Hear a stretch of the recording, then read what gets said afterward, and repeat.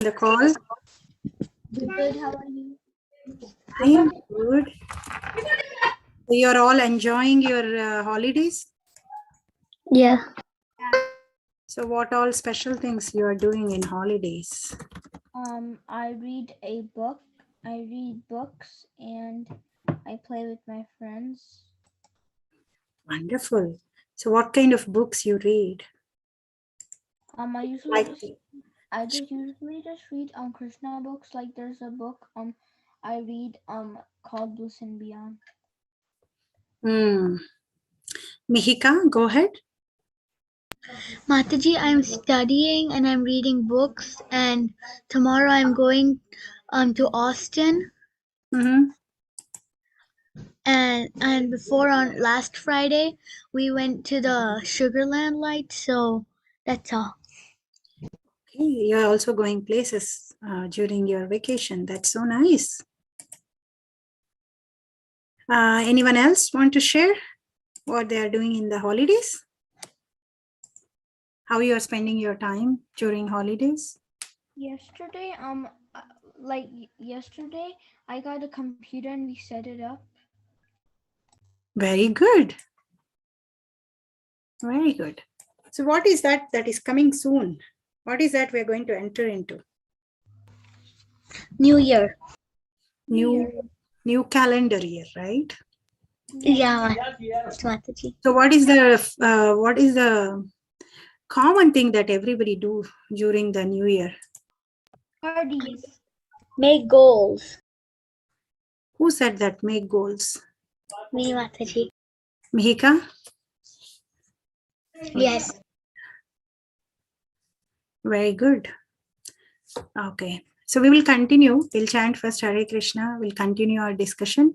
And then we will also go ahead and discuss the resolutions that we all may can have for New Year. How is that? Because after this, we will be meeting in 2022, right?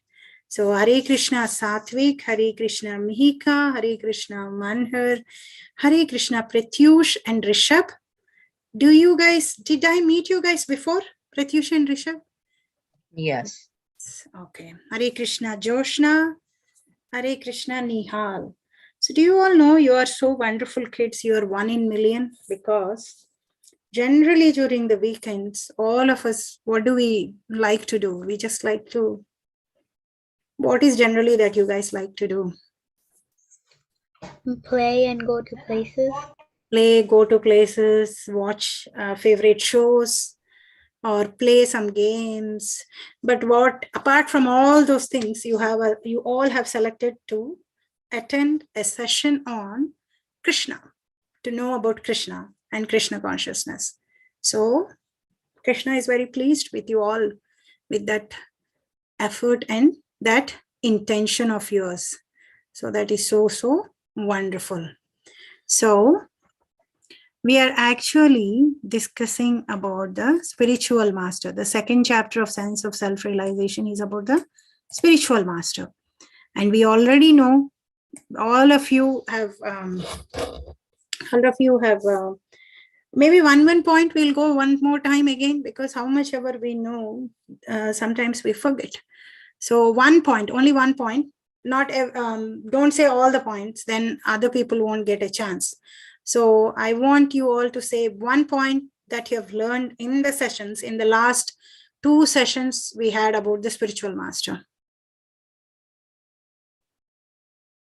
Satvik. Okay, go ahead, Satvik.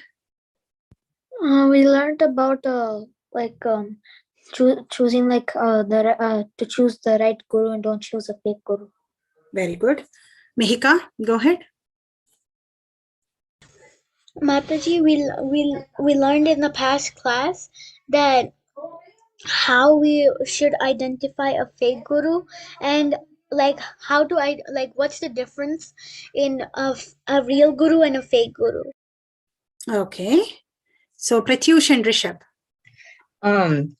So we learned about how it is very important to have a guru in your spiritual life. A guru helps you progress.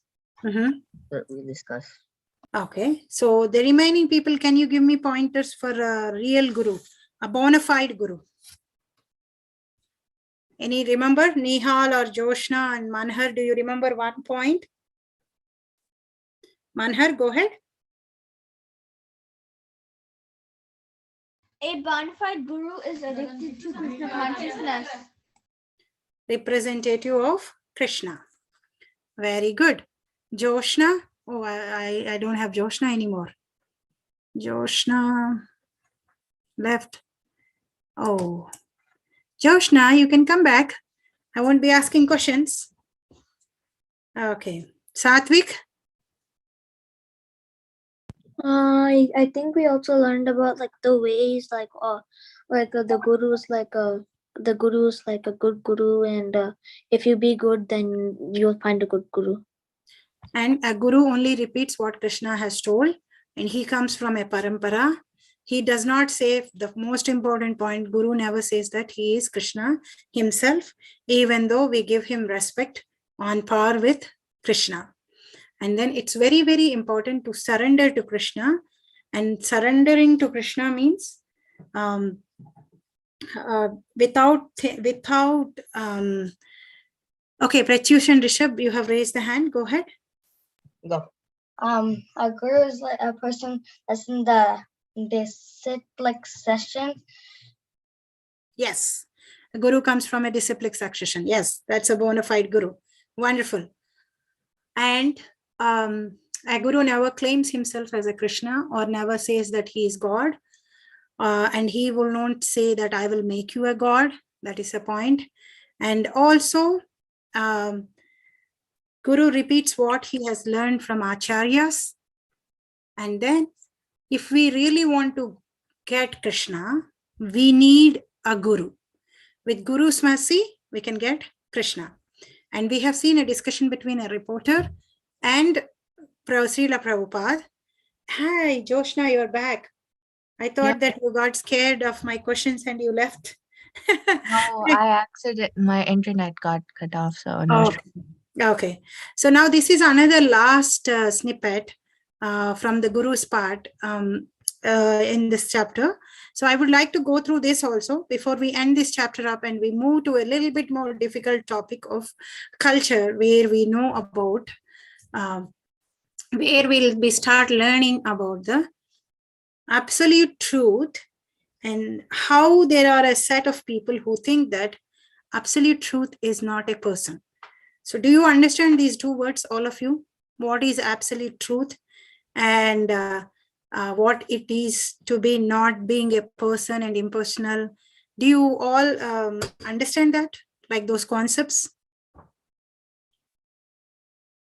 If not, you can raise hand, because when I first started reading Bhagavad Gita, I was also very much perplexed and confused. So these two words, do you all know? What does actually mean by absolute truth? Satvik, go ahead. So you're raising hand to learn, Satvik? I actually don't know what absolute truth means. Very good. Thank you for saying that. So Manhar, okay, go ahead, Manhar. It kind of means real truth, like really real truth. Okay. Anyone else have any definition on absolute truth?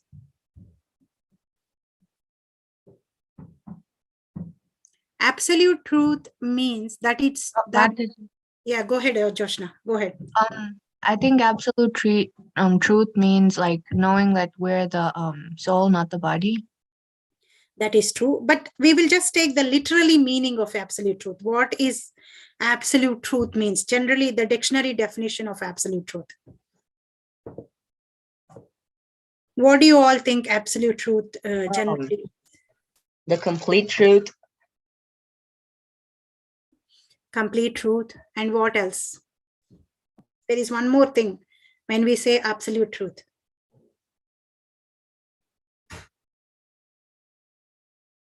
Absolute truth means it is always truth. Sometimes some truths are relative, like they will not be true always because they don't exist always. If you say that I'm going to live forever in this body or something like that, then this body is not forever. It is true at one point of time, and it will go away at one point of time. Whole this material universe is also, it's there at one point of time and it's not there at one point of time. Absolute truth means complete truth, as one of you said, and it is always truth. It always exists. So Krishna, Supreme God, is absolute truth. God who exists always, who exists before creation, who exists during the creation, and who exists after the creation gets annihilated. So there are three stages. If you all know, we all live on Earth planet in a material universe, which is in the shape of a sphere. Okay. So like that, there are so many innumerable material universes. And these material universes, they are there at one point of time, they get created and they get dissolved, they get submerged in the water at one point of time. But before this creation, during this creation, after dissolving, there is one person who is always there. That is God, Supreme God. He is always there. So he is absolute truth. The material universe is truth for certain point of a time. After that, it won't exist. So absolute truth, Krishna, is always present. Similarly, we individual souls are also present always, but we don't know that. So absolute truth. So next point, what is impersonal perspective of absolute truth means? Joshna, go ahead. I just raised my hand from before. I forgot to lower it. Okay, sure. Mataji, can you repeat the question?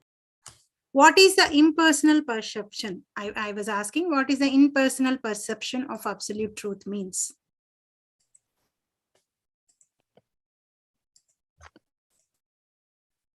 What is actually impersonal means? The form. Impersonal.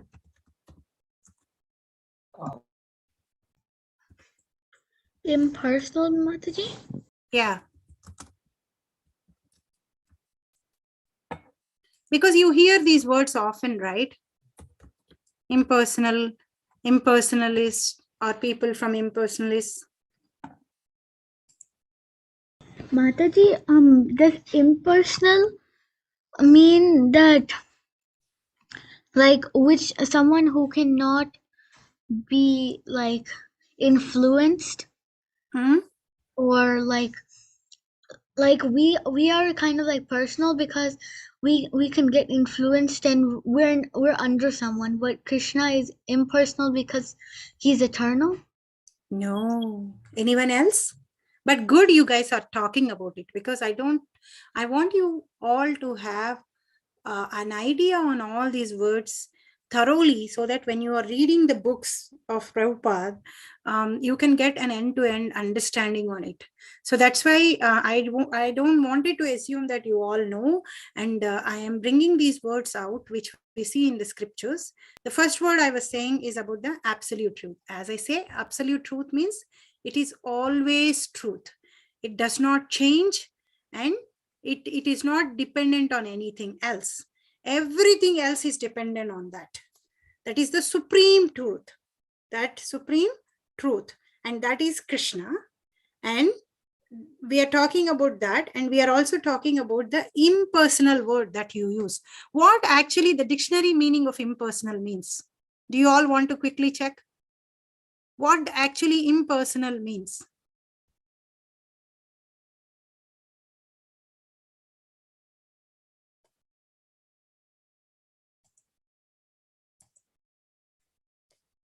Does anybody wants to check that, or It says not influenced by showing or involving personal feelings, not existing as a person, having no personality. Exactly. So do you all get the answer? So impersonal means that there is no personality. There is no person behind it. It is not personal. It's void. It is not a personality. That means there is no person. There is no human behind it, or there is no person behind it. That is impersonal. So we already know the meaning of absolute truth. Absolute truth means we have defined that it is a supreme truth. Everything depends on that. and it does not change over the time. That's what we have defined. And we are saying absolute truth is Krishna. Now, there are certain set of people who consider that supreme truth, that supreme God, to be impersonal, like he's not a person. They don't accept him to be a person. Then what do they accept him as? Do you all have idea? Do you all heard about that in any of the sessions?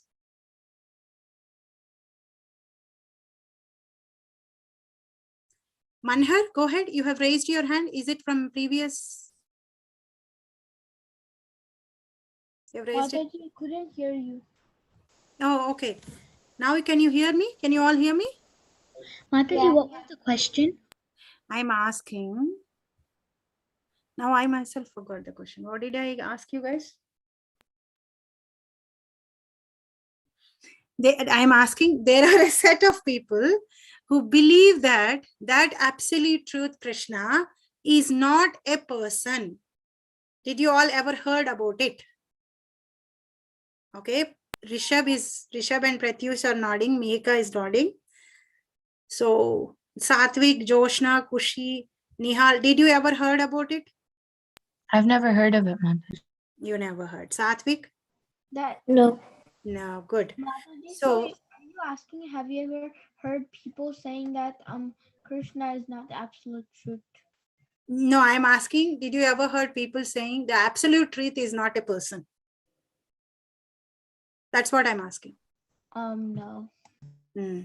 So there are a set of a people. There is a set of a philosophical group which considers that the absolute truth, the supreme God, the supreme thing, whatever is the supreme truth, is not a person, is just like a light, or is just like an effulgence. Brahman, they use the word Brahman for that.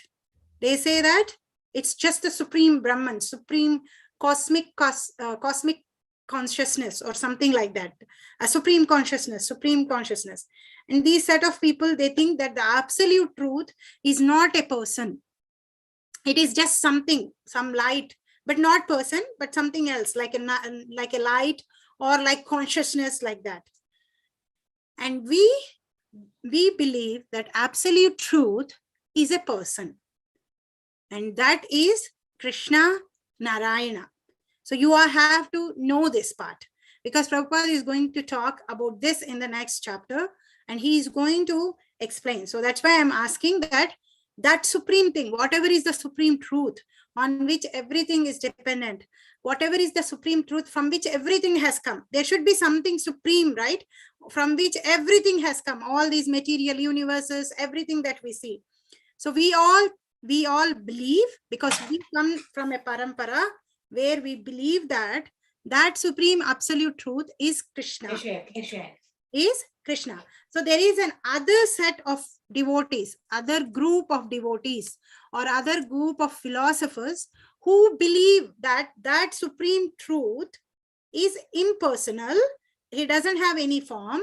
He is not a person. That's what they believe that. Do you ever heard that?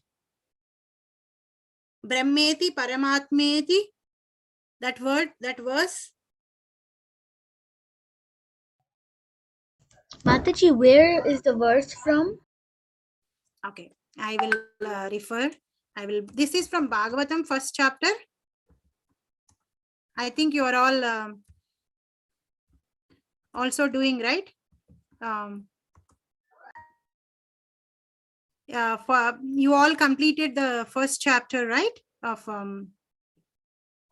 Brahmeti Paramatmeti Bhagavan iti sabdhaye. So the philosophers, who are actually philosophers?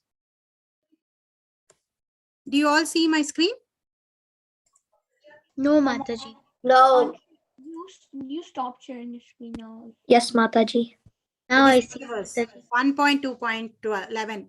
Can someone read this? Can I, Mataji?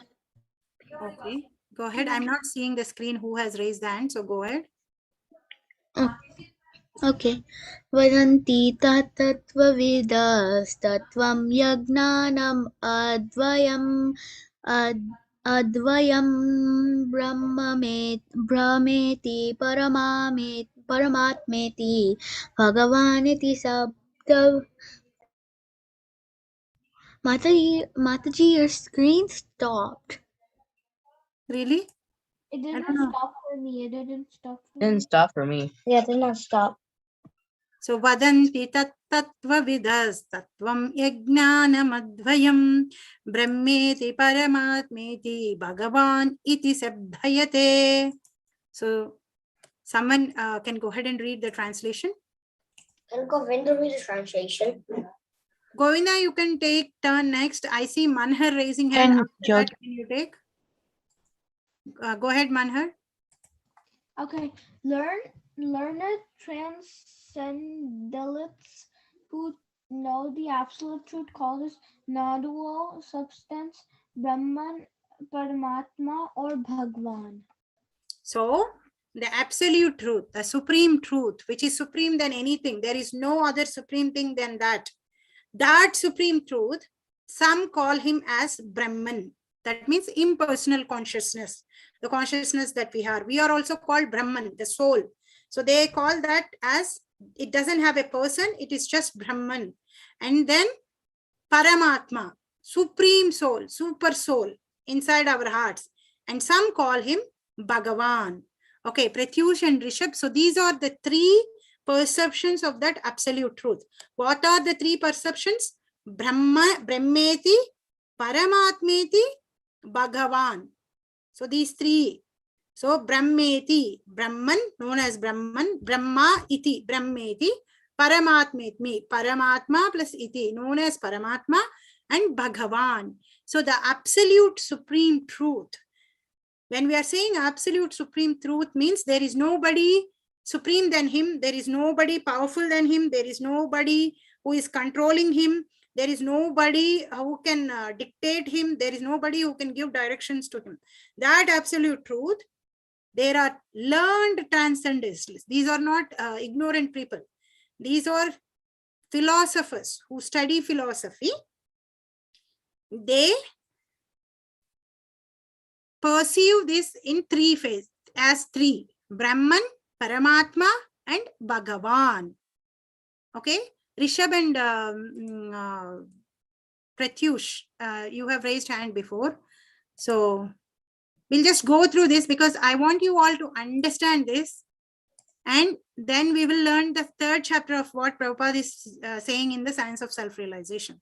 So far, all of you are clear? Satvik, Joshna, Kushi, and all of you? Yes. Yes. So let's go. Yes. Let's go and start reading. So Govinda, can you just read this one line? Okay. The absolute truth is both subject and object, and there is no quotability difference there. Therefore, Brahman, Paramatma, and Bhagavan are Qualitatively.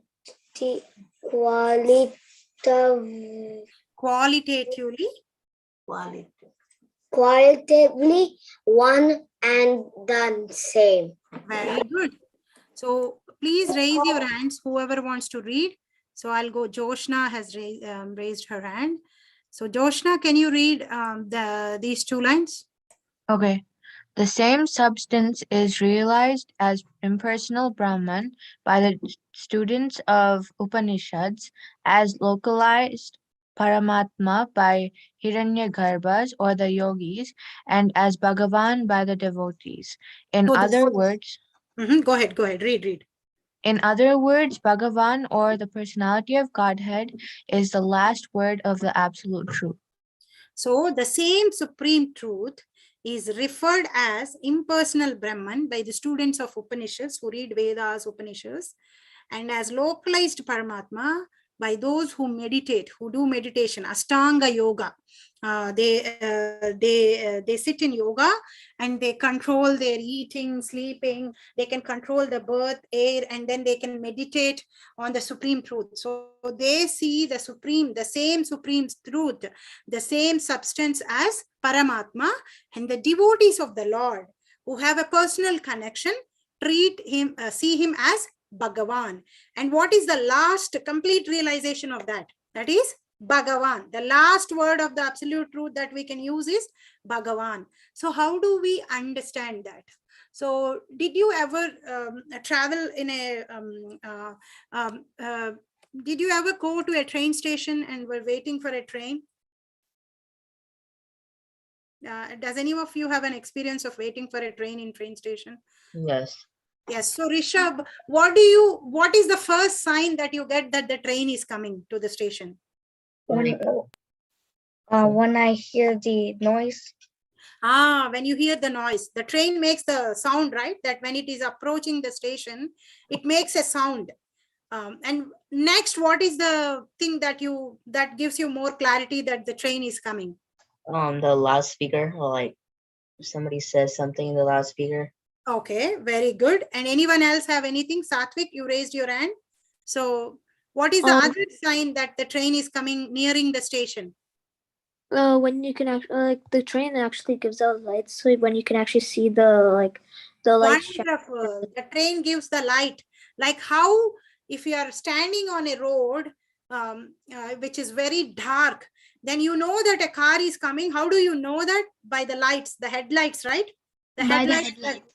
By the headlights, you know that the car is coming. Similarly, when train approaches the station, you see the lights that the train gives. And what is next? What is next? You are now confirmed that train is there. Can I see the steam? Yeah, steam also. Very good. Steam also. And what is the final conclusion that now you are very confident that train is there? A person, he says that they're like to get on.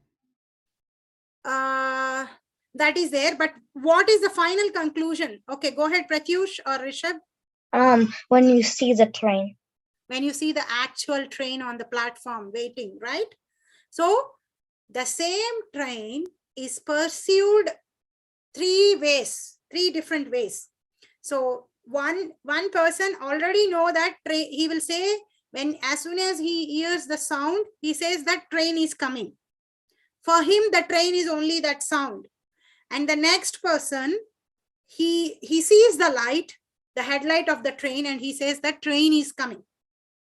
And the third person, after the train comes, then he says the train is coming. So all are referring to the same train, but the first person is referring to it only partially. We did not see the complete train yet. So he heard the sound and he said train is there. Mihika, I'll take your question once I complete this. Is that okay? Complete this thought process. And then when they see the light, the train is more closer. That means they have the vision of the train even more closer. When they are hearing the sound, they don't have a complete vision of the train. They only have a partial vision or perspective of the train. When they see the light, even then they did not completely see the train, but they know that train is coming for sure. But when the complete train comes and stays on the station, you see all the compartments, the engine and all, then you have a complete picture of the train. So Paramatma, impersonal Brahman, Bhagavan. Bhagavan is the complete realization of the absolute truth. Remaining two are partial realizations. They are not wrong, but they are not complete. Because if somebody hearing the sound says train, true, it is train, but it is not complete picture of the train. When they see the light and say train, that is also train, but that is not the complete picture of the train. Okay, Mihika, go ahead, your question.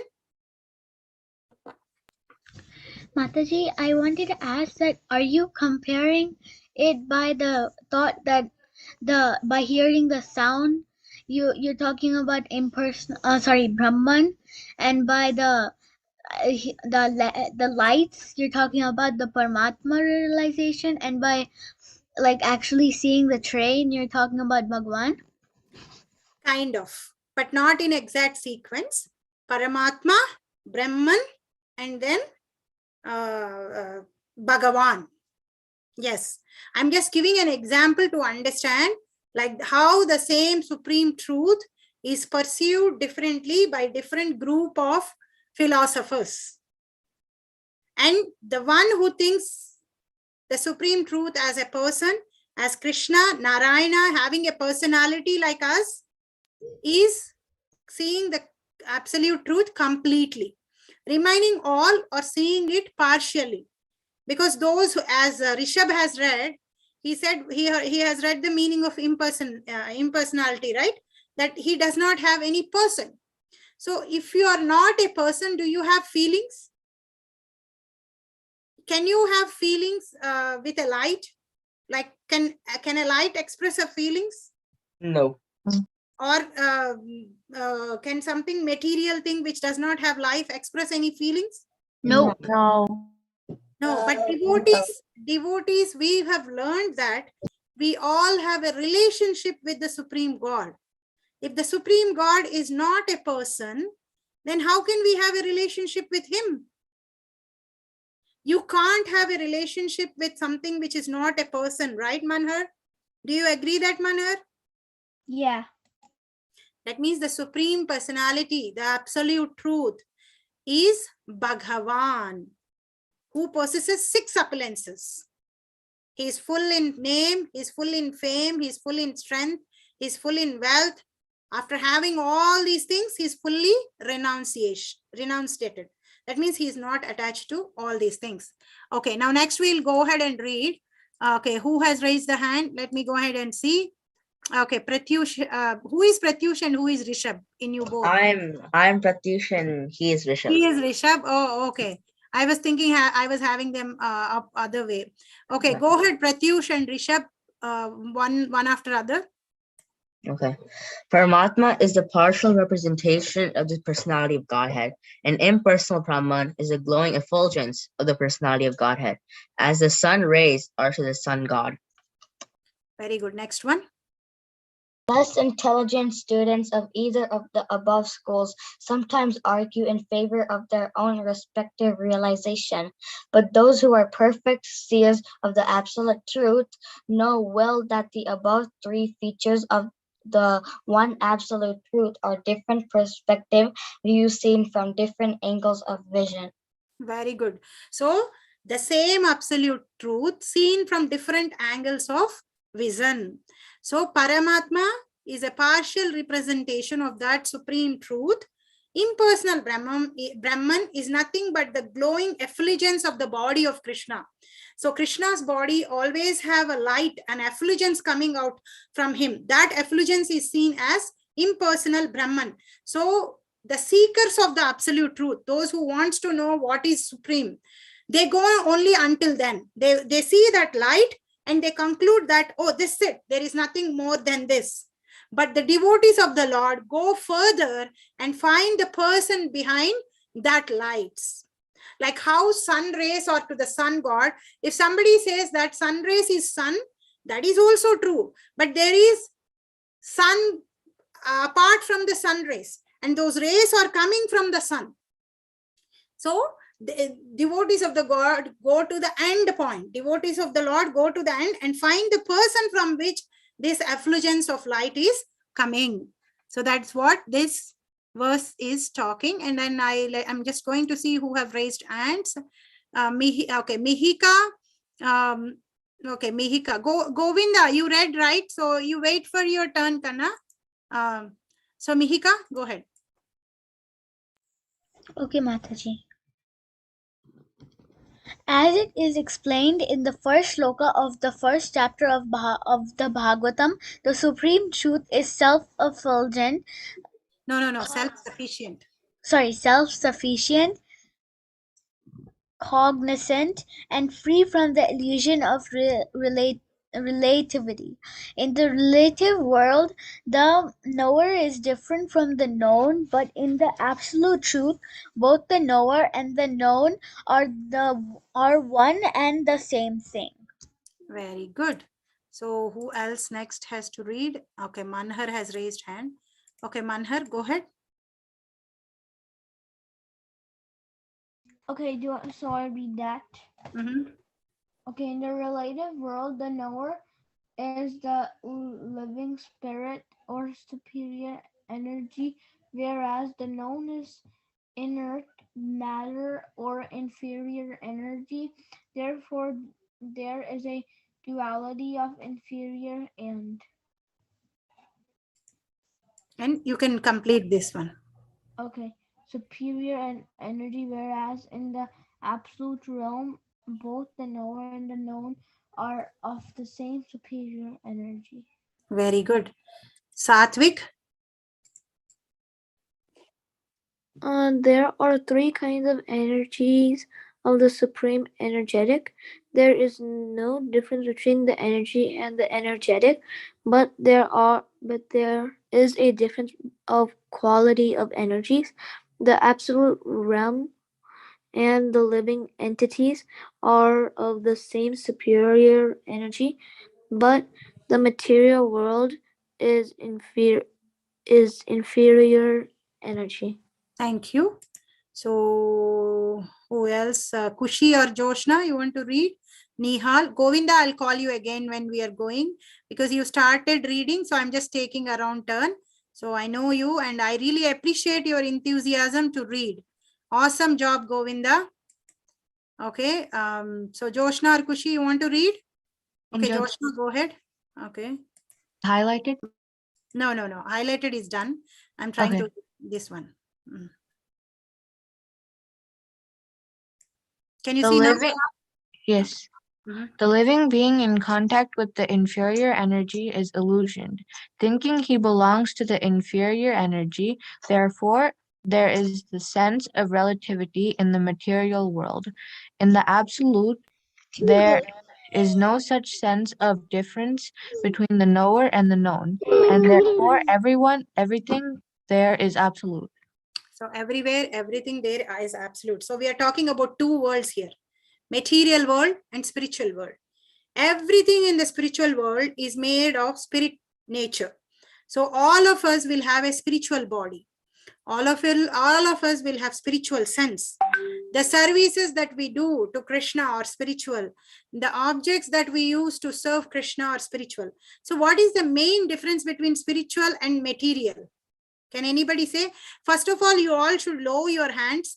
Then I know that who is going to answer for my question. Okay. What is the main difference between material and spiritual? So Mihika and Satvik, you have raised to answer the question, Manhar? Or it was from before? Mataji. Yes, okay. Mataji. Okay. Very good. Go ahead, Mihika, first. So, Mataji, the main difference in material and spiritual world is the material world is temporary, but spiritual world is permanent. Very good. Okay. Any other difference? Anybody can tell? Satvik, you can say any difference between the matter and spirit? So that the material world, it actually you're actually in a body, and in the spiritual world, it's actually like your soul. Yeah, you are in a body there, but that is a spiritual body. So good, very good, Satvik. It is a spirit. Yeah, very good. There is little bit more to that.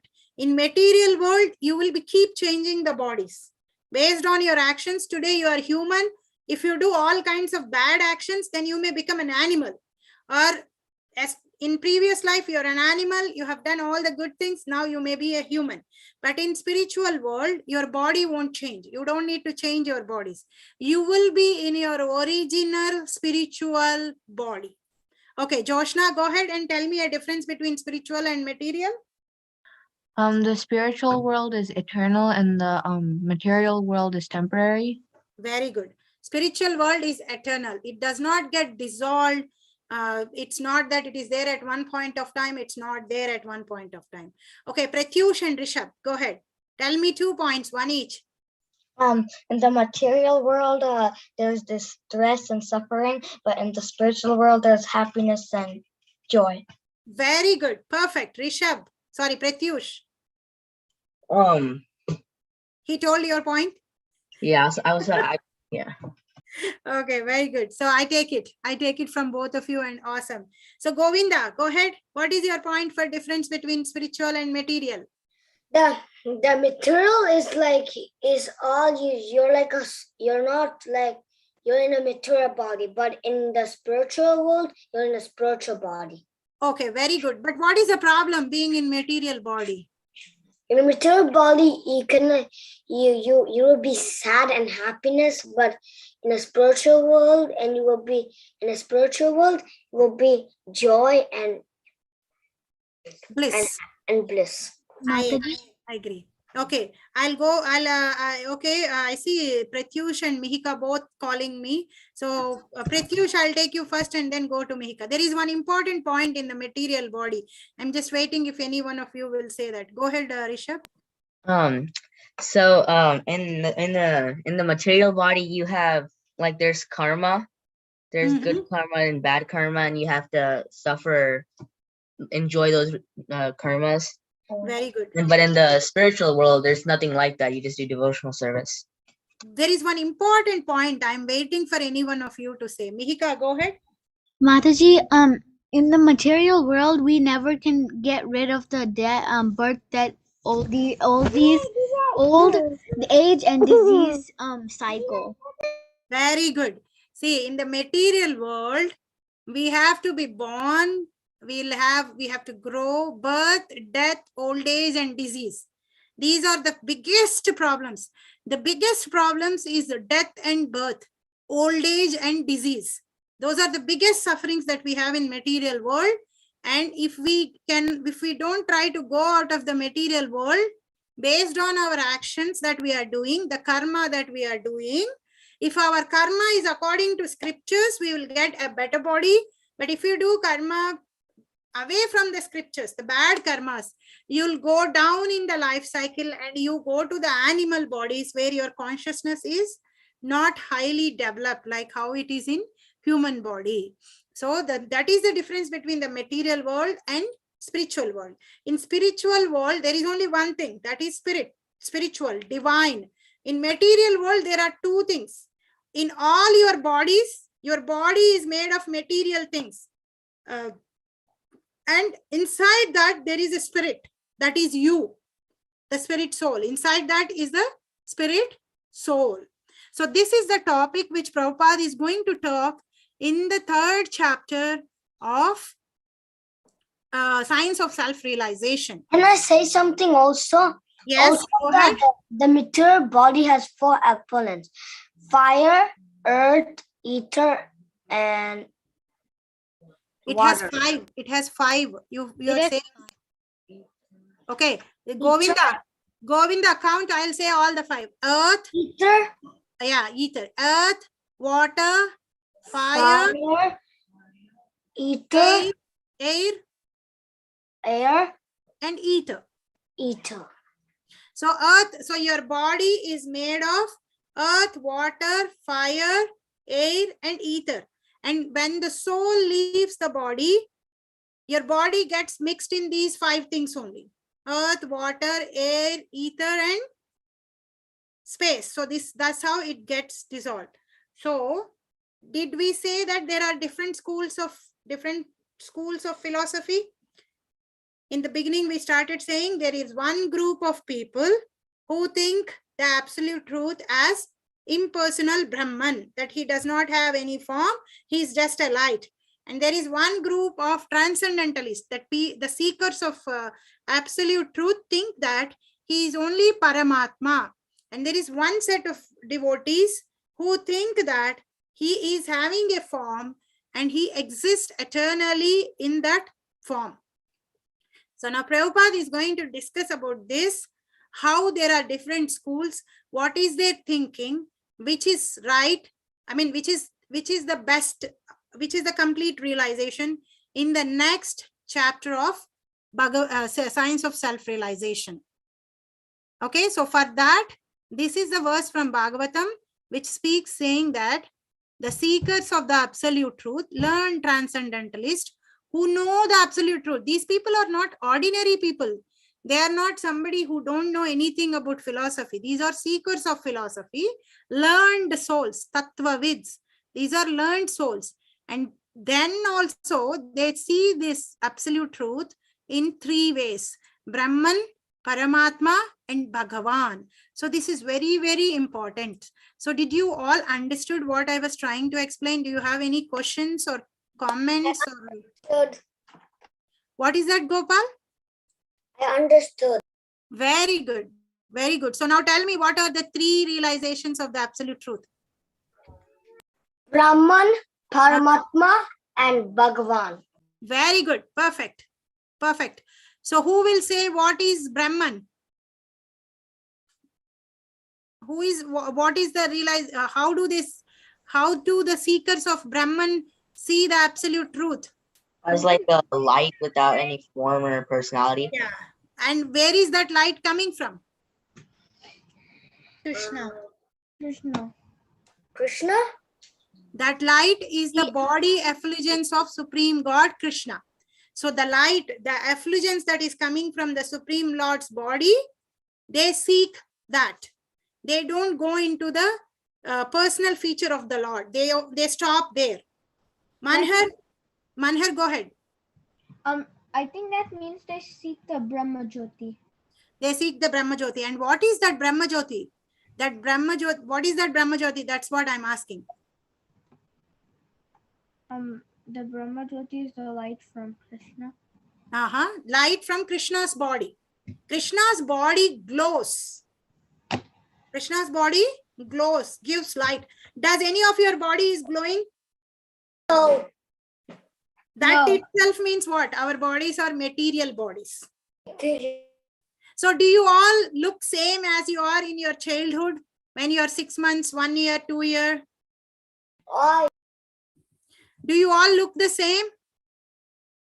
No. No, Mataji. Okay. I looked the same when I was few months and.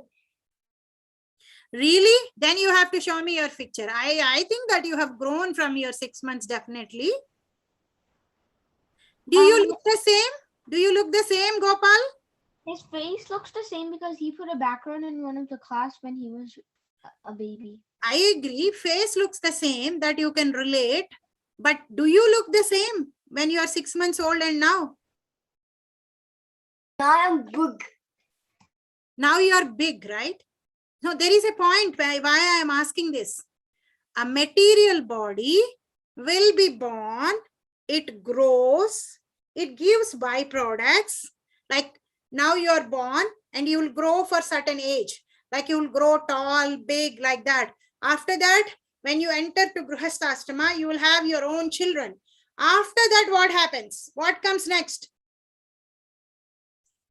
Old age. Old age. Good job, Josh. Old age. Old age. And after old age, what happens? Death. Death. Perfect. So the body, the material body goes through these 6 transformations. But when we go to the spiritual world, our spiritual body does not go through any of these things. There is no birth, there is no death, there is no old age, there is no disease. So we don't need to change the bodies. Now we are changing the bodies in this material universe. Manhar, go ahead. And if you go through that, if you go through that 100 times, then you become a if you do a lot of bad karma, then in 100 times, then you become a Yamduta. You become a Yamaduta? Yeah, I watched the Krishna channel's video. Okay. So you become very, very bad, you will become Yamaduta? If you do a lot of papa 100 times. You do a lot of papa 100 times. Every life 100. Every life. Okay, okay. Okay. So did we talk about different schools of philosophy? So I want Joshna and Satvik to summarize for me the different schools of philosophy.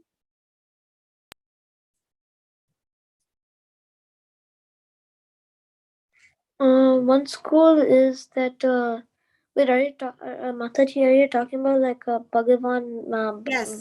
One school meditates on the Supreme Soul. One school meditates on the impersonal Brahman. One school that we follow, we believe him as a person. So right now, we discuss the difference between our body, material body, and spiritual body. So now my next question. When Krishna comes down to this material world, will he take the material body, or he comes in his spiritual body? Can I say Govinda? Okay. Can Jyotsna say? Yeah, Joshna also. Okay, Govinda, go ahead. He comes in his spiritual body. Okay, Joshna, can you elaborate on that? Yeah, I was gonna say the same thing. He comes with his spiritual body. So what is the difference? We already discussed about the changes. The difference between, there is one another important difference between the material and the spiritual body.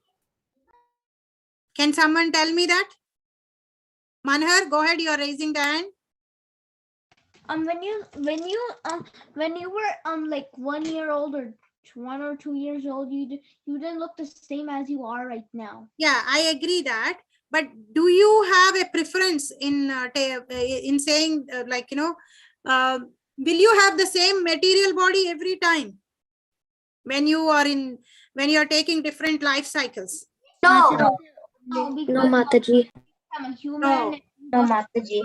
Very good. All of you are so good. Perfect. Why no? Why no? Because based on your actions, you get a body, or based on your karma, you get your body. Based on your actions and based on your desires, at the time of the death of this present body, you will get your next body. That is not the case with Krishna.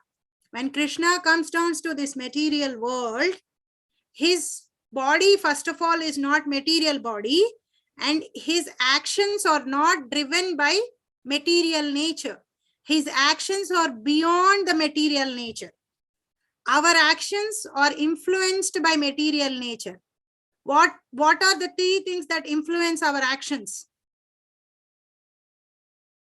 Okay, Manhar, go ahead. I think goodness, passion, and ignorance. Okay. So how do we behave, Rishabh and Pratyush, when we are in mode of goodness? Like, you don't do anything bad. Like you think you're happy. You're happy. First of all, when mode of goodness is on you, you are happy, and you feel as if like all the holes of your body are illuminated with knowledge. You have a lot of knowledge. Okay. Joshna or anyone else? Joshna, let me say you. Govinda, I'll take you. Next question is for you. Joshna, so how do we act when mode of passion influences us? When passion is there, we are like good at the same, like we have a little bit of belief in God, but we don't fully follow all the regulations. And then we are behind fulfilling our desires. We want to fulfill our desires. And then what we do when we have mode of ignorance? Mihika, I'll ask you, Gopal, I'll ask you. Mihika, what do we do when we have mode of ignorance? So Mataji, when we have mode of ignorance, we do whatever our mind tells us, or because our intelligence is like gone, so our mind overcomes our intelligence, so we just do whatever we want, and we do it blindly. We don't think before we do it, we just straight do it. Okay, so we are lazy, we are influenced by lust, anger, greed. We are influenced by Maya. We are influenced by, even when we are in mode of goodness, we are influenced by Maya. But when there is more of mode of ignorance, we actually don't see the things properly. So we are more into sense gratification. We don't know what is right, what is wrong. So now my question to you, rest of you, first I'll go with Gopal. If I'm thinking before I'm acting, what is the mode influencing on me? Goodness. Perfect. Okay, next. Who wants to answer next? Who wants to answer next? I want you all to raise a hand so that I can take. Govinda is done. Who wants to do next? So now you raise your hands. I have lowered all your hands. Satvik. So if I act and think, what is acting on me? What mode is acting on me? Is it mode of passion? Very good. Very good. Now again, I'm going to lower your hands. Now raise your hands. My question will come. Manhar, if I don't think and don't act, what is the mode influence on me? Ignorance. Ignorance. So our actions are influenced by modes unless we practice Krishna consciousness. When Krishna comes to this material world, his actions are not influenced by any modes. His actions are also divine, transcendental, and his body is also divine, transcendental, which does not become old. That's why he looks as a 16-year-old all the time. That's why he is able to lift the Govardhan hill when he is 7 years old. He is able to kill all monsters. When he was only a 1-year-old, he was able to kill Putana, Sakatasura, so many monsters. So Krishna's body and actions are divine, which is unlike our bodies and actions. And we can also attain those divine bodies when we go to the spiritual world. So we're going to talk about that in the next chapter of Science of Self-Realization. I thought that I will prepare you all with these terminology so that when we go there, we can understand the third chapter of Science of Self-Realization more better. So anybody wants to say anything? So what are your goals? Do you all have any goals for new 2022? Mataji, I didn't have a goal for 2022. I have a goal for winter break. Winter break. Okay, very good. Did you able to work on that? I'm almost done with the goal. Very good. So anybody have any goals for New Year? I haven't started. I have the goal. My goal was in New Year to do fireworks. To do fireworks? Okay, that sounds like a good plan, but goal is something that you all have to do, put one in your studies or one in your spiritual life, like that. Mataji, I have a goal. Okay. I have 2 goals. Okay. One is to improve more in my spiritual practice and attempt to chant more rounds, because right now I can only do 4, but I'm attempting to do like 8 this year. Or even reach to 16 if possible. If Krishna's mercy and Prabhupada's mercy is with me, then I could. And for my other one is for the material that I can improve in my studies. Very good. Very good. Satvik, what is your goal? Learn more shlokas and actually read more like Krishna books. Very good. Pratyush and Rishabh? Rishabh has a goal. My goal is to read Prabhupada books if I can every day. Can Govinda say something? Yes. Go ahead, Govinda. My material goal was, my 2 goals. My material was my goal was to finish my art, improve my art, and in the second one is to improve my spiritual stuff. Very good. So remember these points when you are keeping a goal. So without goal, we won't be able to reach anywhere in life. Let's say you take your car and you say you started from your house, you don't have a destination to go, you will take any turn that is coming. If you have a destination, you will go in the right way. So we all should keep goals, but those goals should be realistic. Like, let's say, okay, Manhar, I see you have 2 goals. Very good. I will talk to you on that. So let me just finish this. When you are all keeping goals, keep goals, like, don't keep them vague. Like, I improve my spiritual life. That doesn't say anything. So you have to keep a goal like, I will read at least 10 minutes of Srila Prabhupada's book. So I will start from this book and I'll try to complete this book this year. So all of you write down like that. So, okay, right now I am listening to Science of Self-Realization. So I will read every day 10 minutes Science of Self-Realization. That is one kind of a goal. And if you are chanting one round, you all say that from this year, I will chant one more round. So don't say that if you are chanting one round, don't jump to 16 rounds. That becomes difficult. You have to be very realistic. You can, sometimes you can jump from 1 to 16, but if you keep a bigger goal, which is big from what you are doing right now, you will feel very depressed and disappointing when you are trying to do that. So keep a realistic goal, keep a small step. Like if you have to reach the 100th floor, if you are on the first floor, can you jump from first floor to 100th floor? No, we have to go one by one. So slowly go one by one. So keep a goal. If you are not chanting at all, keep a goal to chant one round. And read Srila Prabhupada's book at least 10 minutes a day. And comes to your material studies, make sure that you are more focused. You have goals there also, and then you reach those goals, your music, your art and all. But keep simple goals and try to work on them and see how. Write down now, before the 1st of 2022, you write down your goals and you revisit them in 6 months, how your goal is, and then how you are working towards it. And also at the end of the year, see if you have accomplished that. So if you keep goals like that, your growth will be guaranteed. Without goals, we don't know where we are going and we will be lost.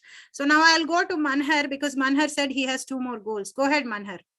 No, I only have 2 goals. I'm reading a book by my Guru Maharaj called Listen Beyond, and my second goal is so I'm in 3rd grade, so I have a Ohio test in my spring break. So my goal is to make it good, because if I don't get a good grade, then I can't go to 4th grade.